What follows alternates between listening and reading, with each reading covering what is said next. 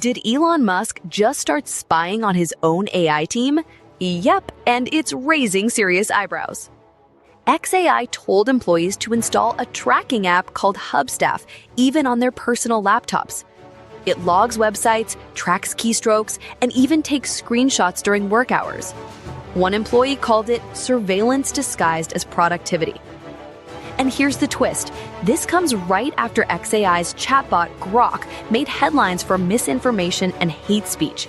Now Musk wants tighter control, but at what cost? Some say it's about protecting trade secrets. Others see it as crossing a line. So, privacy or productivity? You decide. Want more bold AI news like this? Follow for more AI insights and read the full scoop at evolutionaihub.com.